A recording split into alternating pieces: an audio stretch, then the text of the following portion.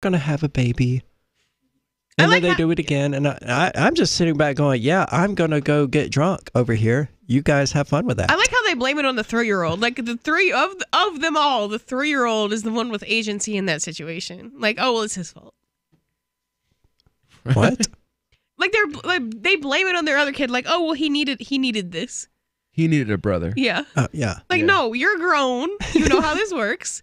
I'm not saying you shouldn't. I'm just saying take some responsibility. Oh, well, this isn't even in the U.S. Wow. A 27-year-old Indian man is suing his parents, with whom he admits to having a good relationship, because they brought him into the world without his consent. They just happen to be wealthy? I don't know. Raphael Samuel. Wow, that's not a very Indian name. No, it's not. That's like the whitest name of Whitesville. Right. Said that children aren't indebted to their parents and that children should ask their mothers and fathers for an explanation as to why they gave birth to you.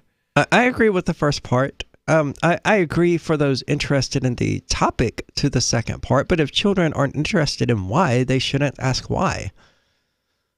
If they are, then they should, and their parents should give them an honest answer. I've always just had that answer be forthcoming, not only with myself, but with the people I knew. Like, maybe more than you wanted to know, but definitely it was like, I didn't really want you, and so whatever. Well, I mean, most children are, I don't know about most, but many children are, attempted for.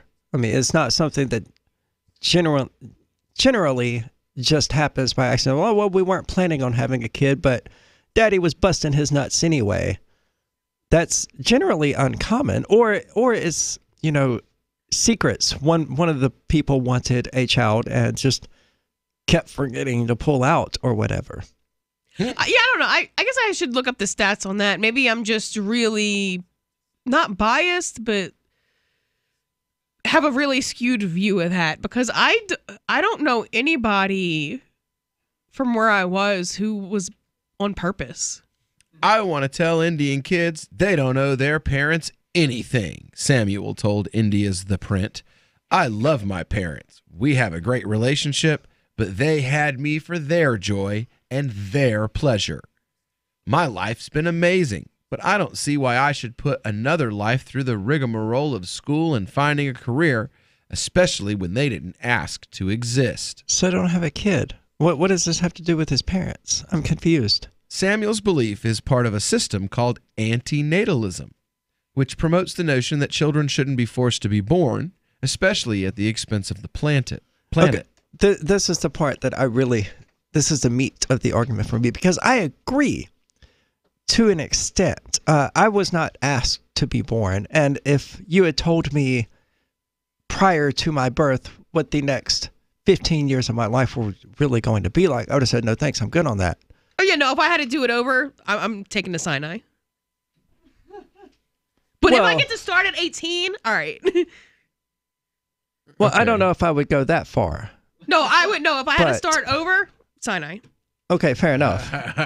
But back to my point, which is I was not asked whether or not I wanted to exist, because I could not be asked whether you cannot ask a non-existent thing whether they want to exist. That's logically impossible.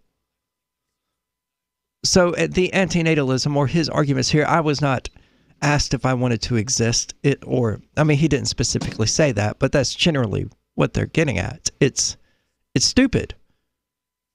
Samuel went on to compare childbearing to both kidnapping and slavery. I mean, it's a pro-suicide argument, sure. So lots of parents do engage in slavery, but I don't know how it's kidnapping, because you can't kidnap somebody that doesn't exist. He describes himself as a nihilist at some point during this? He runs a Facebook page called Nihilanand.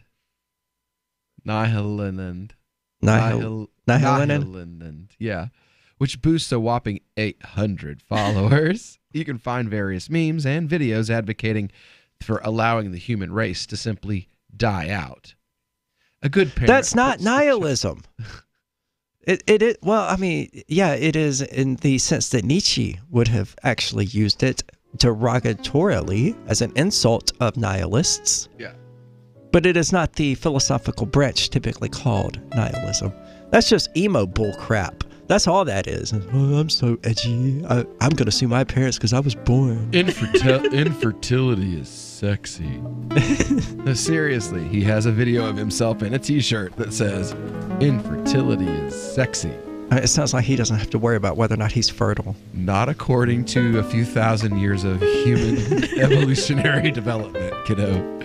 Yeah, those big hips you're attracted. We have some good news. The indictments against Ross Ulbricht in the District of Maryland were dismissed with prejudice, meaning they can never be refiled. This is especially good because those indictments contain the only charge ever made that Ross engaged in murder for hire. This was a serious allegation that Ross Ulbricht denies. It was never prosecuted or ruled on by a jury, but was trumpeted by the federal government and the media as if it were proven fact. The Maryland court held these indictments for almost 5 years, poisoning Ross's case and leaving him under a cloud of unproven allegations. As explained in Ross's appeal to the Supreme Court, the fact that the judge used these allegations to give Ross a draconian sentence of double life without parole violated his Sixth Amendment right to a jury trial. Judges are required to issue sentences based on convictions decided by a jury, not unproven allegations never even charged at trial. Although this is a positive development, the dropped indictment will not set Ross free. Now, a presidential pardon is Ross's only hope of freedom. Sign the petition at freeross.org. freeross.org.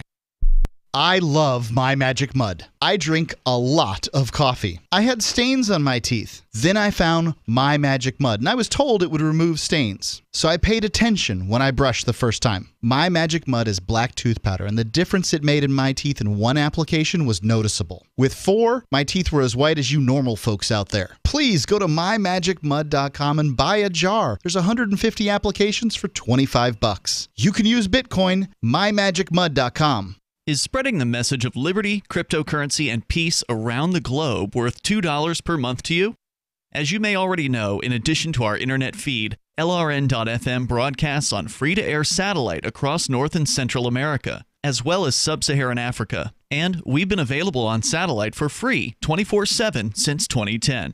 The LRN.FM free-to-air satellite signal is reaching some of the most oppressive regimes in the world, and there's no doubt our ideas are making an impact. You can learn more about the channel's impact by watching the 3-minute video at fund.lrn.fm. If you'd like to help free minds globally with our ideas of liberty, cryptocurrency, and peace, you can donate as little as $2 per month via fund.lrn.fm. You can help us continue and expand our satellite broadcast to multiple continents. Visit fund.lrn.fm today, and thank you for your help. Don't forget to share the link on social media. That's fund.lrn.fm. LRN.FM is proud to announce our official listening apps for Android and iOS devices. Now you can easily tune into our streams anywhere, anytime on your smartphone or tablet. Just visit apps.lrn.fm or search for LRN.FM in the Android or Apple app stores. Please download, rate us 5 stars, then share the link on your social media and let your friends and family know how you're listening to LRN.FM. Download it now, free at apps.lrn.fm. Thomas the Tank Engine says he's a little uneasy with his broad autistic following, and a couple has a nest egg of debt to make sure they've got some money to owe down the road. This is the Onion Week in Review. Local video editor James Korf told reporters Wednesday that despite having said goodbye over 10 minutes ago, his friend, Michael Woodward, still remained active on GChat and had shown no signs of leaving. If it were yellow, it would mean that he hasn't been on the computer for a little while, or if it was red, it would mean he doesn't want to talk, but it's green. I can tell. I can see it right there. Korf later said that he felt briefly relieved when Woodward's chat logo turned orange, but was once again dejected when it became green within seconds. And in this week's op-ed pages, a high school guidance counselor laments the fact that no one in his entire damn school has been molested. In other news, a bedbug feels bad for an area man, but a bug's gotta eat. A development exec wants to see what, where, and how that would look, live, and play out, and a man at the gym is just watching TV. For more, visit theonion.com/newsbeat. This is the Onion News Network. You can put the Liberty Radio Network on the air in your area. Visit broadcast.lrn.fm to learn how. Broadcast.lrn.fm. You are listening to the Call to Freedom. Live on LRN.fm. تستمعون إلى نداء للحرية مباشرة على LRN.fm.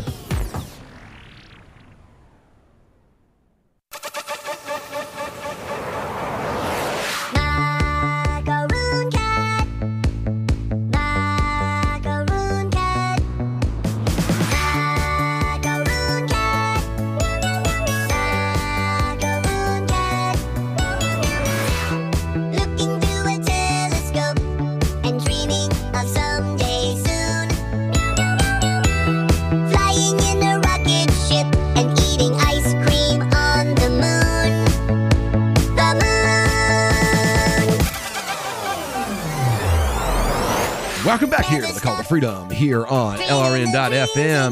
We've been talking about a 27-year-old man in India says that, you know what?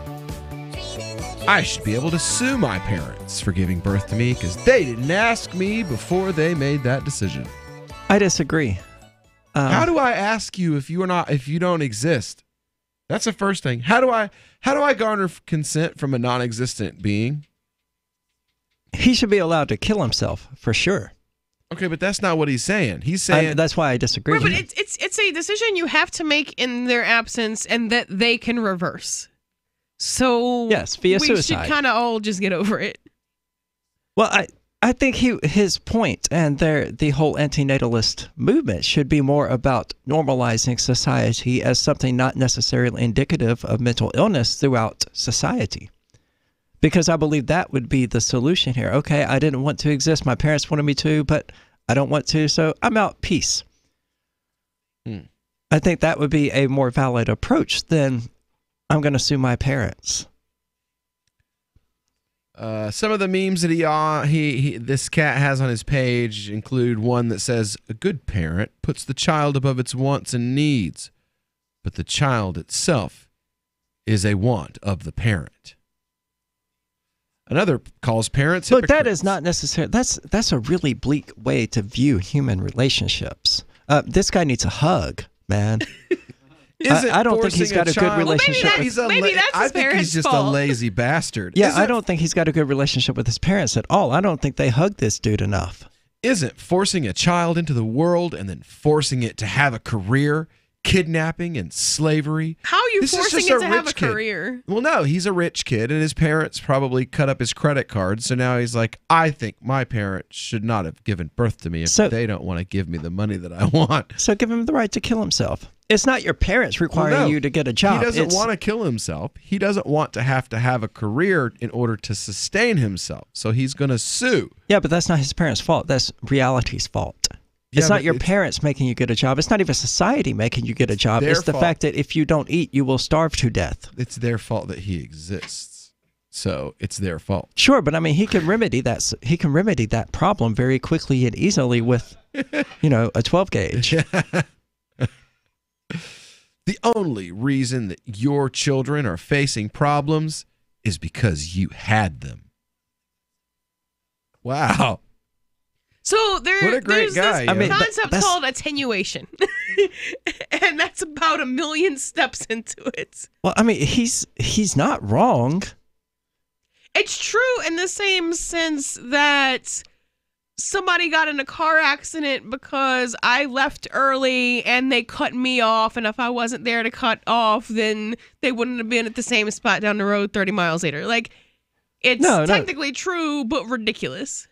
I don't think that's a fair analogy at all, because it's a deliberate choice of the parents to have a child. Your parents had you instead of a toy or a dog. You owe them nothing. You are their entertainment. Yeah, so if all they do is have you, you don't owe them anything. Some parents go beyond that, at which you do. Well, I think but that doesn't mean they owe you. I think it's pretty common in Indian society, is it not, that the children do owe something to their parents? Mm-hmm. Well, yeah. So it may just be a social thing, a cultural thing. In India, it's very, very like you have some areas where they kiss the feet of the parents when they enter the room, and like it's very, very formal in Hindu, particularly in Hindu culture. You don't really see it as much among the Muslims. That's what I'm saying. It's a cultural thing. It's a cultural thing in every culture to take care of the parents. In China, in the Middle East, in Europe. Not in the West. Only in America do we put them in homes and just ignore them until we can collect their inheritance. Yeah, but they started that. Who did? You didn't see that until you started putting kids in daycare and stuff like that. Ah, true. I mean, so if that's the example you set, that's what we do with people who need care is we put them in this institution. You can't be surprised when 50 years later, 60 years, whatever, how many years later. See, I grew up in a house where we took care of grandma. That's a really good point. I grew up, even though I went to a daycare center for a part of my childhood, we took care of grandma. I helped take care of grandma as a 10 and 11-year-old boy. She was in a wheelchair. She had a catheter. She had a bag. It was the thing, I mean, that's certainly better than paying it forward. But not everybody has the spiritual fortitude to take that route. Well, that's part of the reason why we're going down south is because my sons and daughters need to learn that, like, this is what you, because the culture here doesn't teach that anymore. And like you said, it's the parents as well. Yeah, so if you had parents that took, and I mean, a lot of people did. I'm not saying like, if you had parents that actually took care of you besides like, well, I'm going to throw you in a room and there's some Cheerios on the floor because I'm legally obligated to throw Cheerios on the floor. Like, if they like actually took care of you, then yes, when they get old, you should take care of them. But the fact that you had sex 30, 50 years ago doesn't entitle you to just like extended long-term care. Like, so you have to actually raise the kid in order to get that. Check this out. Children are entitled? Really? I thought giving birth to another being without its consent and then forcing it to work and pay bills for your pleasure is the definition of entitled. Wait, don't Hindus in India believe in like reincarnation? So like maybe they did ask him. Oh, right.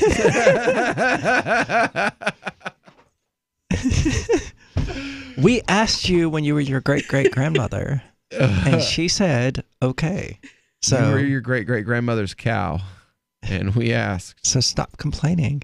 So he's pissed off because his parents are retiring or something like that. And he's not going to get any more money. That's what it sounds like. I mean, he's never stated that. He's saying that, he doesn't want to work to pay for them. Well, no. I mean, he stated that repeatedly. No, not to pay for them. That's what he has said. I mean, he said that repeatedly. You read it out. To work to pay bills. For them. No, I mean, that's what you literally read, that dude. having you was a toy to them. Right. Not that you have to physically pay for them when they're older. That's not what he said. That's not what he said. He didn't say anything about paying for them when they get older. He says you don't owe your parents anything, even respect. He said work for their benefit. To him, you were a dog or a toy. Everything that you exist is an entertainment. That's what he keeps reiterating, is that you were an entertainment for them. Not that you were their source of revenue, but that you're their source of you're the source of entertainment. I heard that, but I also heard it being a matter of him not wanting to pay for his parents. Let's see here. An Indian bride has set an example by defying the rituals, saying you can never pay parents' debts. On the other hand, an Indian who believes that he owes nothing to his parents is ready to drag them to court for giving birth to him. This is from an Indian source, where they can't believe it. Yeah, Neither can we, and we're not even Indian. Yeah, your parents had you instead of a toy or a dog. You owe them nothing. You are their entertainment. That's what he keeps stating over and over again. Yeah. Isn't forcing a child into the world and forcing it to have a career kidnapping and slavery? He's not talking about you paying their bills. He's talking about him having to pay his own damn bills. Okay. Is slavery. I mean, maybe if you raised a kid and this is what you ended up with, like maybe you did screw up and you kind of deserve this. Like, I mean, where were you when his brain was being formed? Like, come on. He was definitely not hugged enough 7. As a child. Yeah, I'm certain should have hugged him more. Yeah. Anyway, when we get back here on the Call to Freedom, we're going to be talking about the wasted money for a $50 fine over some guy smoking a joint in public. Oh, the government. Thousands of dollars for a $50 fine. So you've signed the Shire Society Declaration and are planning your move to New Hampshire to be around more liberty-oriented people. Next, sign up for the Shire Society Forum at forum.shiresociety.com. There are a bunch of people there who are already in the Shire, and they want to meet you. If you're already in the Shire physically, you should also come by the forums. Remember, not everyone uses Facebook. New people are signing up for the Shire Society Forum every month, so drop in and say hello at forum.shiresociety.com. Since time began, tyrants have taken aim at personal liberties. Now there's a movie that aims back. The government has no more right to tell us what to put in our bodies than they have to take our guns or tell us what books we can read. 6 drug police were eaten by bears while raiding a marijuana farm. On your knees, you dirty hippies! Jesus. On your knees! What's the problem, officer? Today, many cops who enforce pot laws do so only because it provides them with cushy jobs, good benefits, and a chance to push people around. I was an undercover narcotics officer. The drug war is nothing but a farce. The Second Amendment says you got to keep you and your gat intact. Guns and Weed, The Road to Freedom. A film by Michael W. Dean and Nima Vadadi. DVD available now at gunsandweed.com or on Amazon. That's gunsandweed.com. Makes the perfect gift. Remember, that's gunsandweed.com.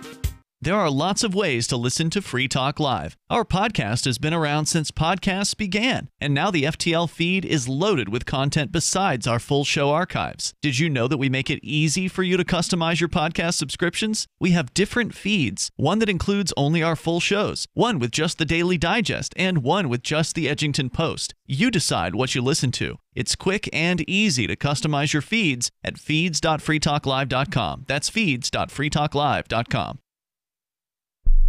The new 4th edition of Healing Our World, The Compassion of Libertarianism, will take your understanding of liberty to a deeper level and has over 1,300 updated references, new cartoons, and a foreword by Dr. Ron Paul. With discounts for multiple book purchases, the 4th edition of Healing Our World is a great gift for the liberals, pragmatists, environmentalists, and Christians in your life who think libertarianism is cold-hearted. Get yours today at healing.freetalklive.com and use promo code FTL for a $5 discount. LRN.FM now has a Discord. Discord is a free text and voice chat platform, and we now have our own server with a bunch of channels at discord.lrn.fm. You can join other listeners as they chat about various things during our live shows, or anytime, day or night. Discord software is available cross-platform, so you can have it on whatever device you want and take your chats anywhere. Join our Discord at discord.lrn.fm. That's discord.lrn.fm.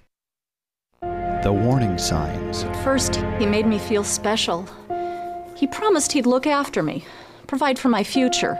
He broke every promise he made. Millions of Americans afflicted. I was ready to leave, but he told me he'd change. So I gave him another chance. I was such a fool. The consequences. Things only got worse. He started making my decisions for me. About my job, my kids' education, my money, my safety, my future. He took away my choices, but I kept going back to the same politicians. The diagnosis? Battered voter syndrome. I fell for the same old lies. They were just playing with my emotions, telling me what I wanted to hear. That's not right. If you're tired of the two-party system but want to support a principled Libertarian Party, check out the Libertarian Party of New Hampshire at lpnh.org. That's lpnh.org. Help get LRN.FM into more ears. Visit promote.lrn.fm for a free bumper sticker, flyers, banners, graphics, and more. Promote.lrn.fm. This is Angel Clark, and you're listening to The Call to Freedom on LRN.fm. Discussion first on marijuana, okay? Marijuana has a very distinct smell, okay? I'm going to pass around just a little tiny bit, and I want you all to take a smell so you know when someone is smoking marijuana near you.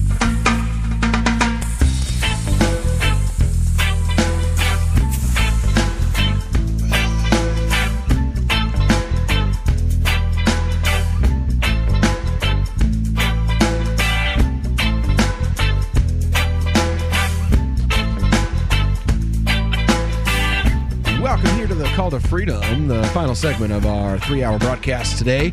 On your drive home, it's our cannabis news segment. Your only source, libertarian source for cannabis news anywhere. Today's story coming out of Denver. It'll be coming from CBS Denver, actually. A guilty verdict for the founder of the Cannabis Church. And founder of that church that uses marijuana in its sacraments is told to stop allowing its members to light up. The end of a 4-day trial may have helped define what is public and what is the private use of marijuana. Thanks for being with us. I'm Karen Lee. I'm Jim Benneman. CBS 4 investigator Rick Salinger has been covering the case at the International Church of Cannabis. It's on South Logan. Rick, a jury just returned a verdict. Well, Jim, the defendant and his attorneys seemed clearly stunned by the guilty verdict. This church uses marijuana as part of its sacraments, but the city maintained the founder was using marijuana openly and consuming it, and also in violation of the Clean Indoor Air Act. Steve Burke emerged from the courthouse having been found guilty of misdemeanor charges, but he feels there was a bigger issue at stake with its church and how it practices religion. This was a gross misstep of government interference on private property, on a private invite-only spiritual assembly. It was the opening of this church on April 20th, 2017, 420. While some were openly smoking marijuana in Civic Center Park, others were in the church for what was billed as an invitation-only event. The city claimed it was really public. There are plenty of opportunities to legally consume marijuana in Denver in your private home, and there also is opportunities with a social consumption license. An undercover officer got into the church for the event, although some members of the public were turned away.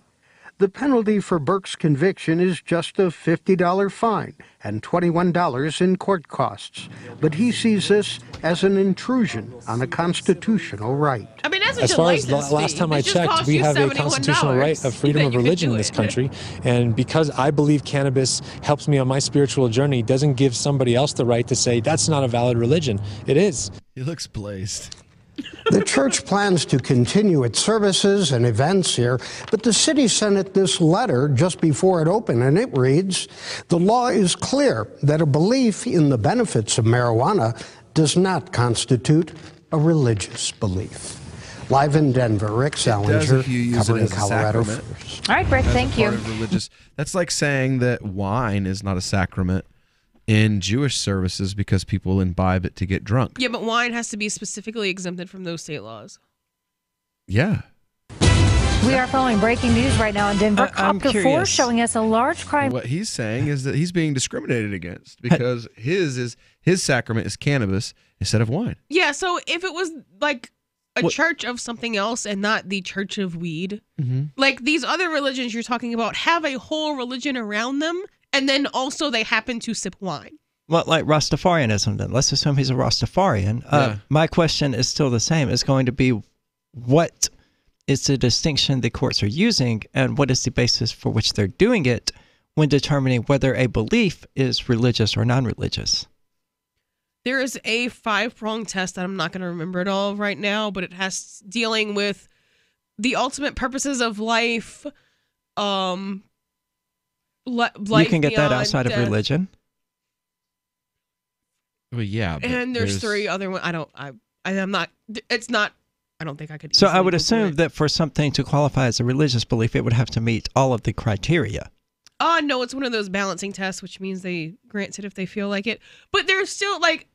So it's ultimately subjective, and they just asked the question as to make it sound more formal and official than it really is. So I mean, they're violating people's First Amendment rights to exercise their religion by saying your beliefs aren't a religion. They're violating people's rights to smoke weed, and they need to stop doing that, and that is oppression in and of itself. This is not a real religion, though. This religion would not exist. How can you say that? Because it would not exist if it were not for weed laws. Because it has no other tenets. But it does exist. Yeah, it's that's like saying that the Sufi groups that used to use cannabis as a religious sacrament, they weren't valid. They weren't real. They were, though. They existed. They're the reason why cannabis laws in the Muslim world exist, is because some of them went a little too far, as happens with every group. There's always outliers that go too far. So, and that's where those laws came from. They used those outliers in the same way that Mexicans were used in America, and African Americans and anti-war protesters were used in the United States as a way to make those laws here. But, I mean, this guy saying that the usage of cannabis as a form of a religious sacrament, I just don't. I mean, I would not necessarily disagree because cannabis does have some psychotropic qualities, but it's no shrooms, man. For real. You might slowly throughout the course of your life mellow out. Elevation Ministries. Members welcome. Uses cannabis as a sacrament. Adheres to no specific dogma. Its members are known as don't put that elevationists. in your fake church. Don't put adheres to no specific dogma in your fake legal church. Claim that the use of cannabis Isn't that essentially the Shire Free Church's mantra? And did they get that tax-free status? Claims that I'm not worried about I'm not worried about what the state says about it. I'm at this point I'm more concerned with what you say about it and whether or not you consider it to be a valid religious belief. Well, simply anyone because in there could have a valid religious you seem to be arguing that it's not a valid religious belief if the state says it isn't. Well, no, but if you're going to create an organization for the sole purpose of getting around laws, don't put things in there that would defeat that purpose. That's a fair point. The chapel headquarters, a converted old church painted by contemporary artists, opened its doors April 20th of 2017. Members of the church are known as elevationists. They ritually use cannabis, which they call the sacred flower, to accelerate and deepen self-discovery. A member is considered awakened when their cannabis experience becomes transcendental in nature. Elevationism claims no divine law, no unquestionable doctrine, following only the golden rule. Since 420 is a significant number for cannabis culture, the church opened its doors to the public on April 20th, and its members like cannabis at 4:20 p.m. The celebration of the sacrament of cannabis, held every Friday, is the only regular service of the church. The symbol of the church is a set of interlocking triangles.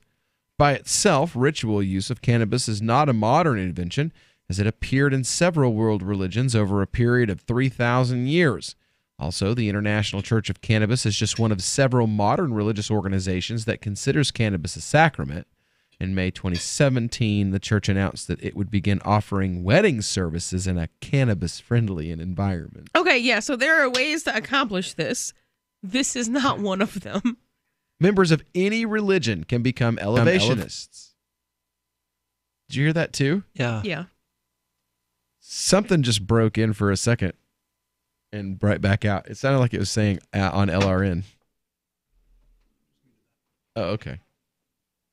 Members of any religion can become elevationists without the need to convert, since elevationism is seen as a supplement rather than replacement to existing faiths. Okay, there's certainly not a religion then. Yep.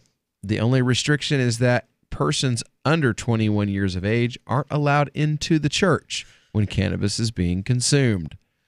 The church does not have a formal hierarchy. The church's membership increased to 200 people from around 50 on the opening week after increased media attention, and has allegedly led to risen to over 500 2 weeks after.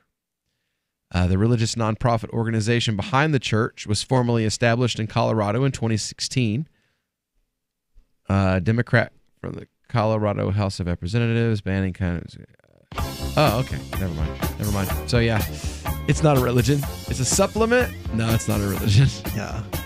Well, I want to smoke weed is not a religion either. Even I should smoke weed is also not a religion. It's a statement on a single issue. Yeah, but to me, I'm open to the idea of someone pursuing a meditative-based religion where cannabis helps with that. Right, yeah. But that's more than just I want to smoke weed. Yeah. Well, to be fair, they have said more than just we want to smoke pot. They said, it deepens our spiritual understanding or whatever. Yeah, it helps us reach self-awareness faster. But you have to build that part, not just, I want to smoke weed 420. All right. Free Talk Live is coming up next. Why did you move to the Shire? I moved here to the Shire because there's other people around who take liberty just as seriously as I do. I moved to the Shire because I saw videos of people challenging authority and thought that I could get support myself. It called to me like, do this right now. I wanted to be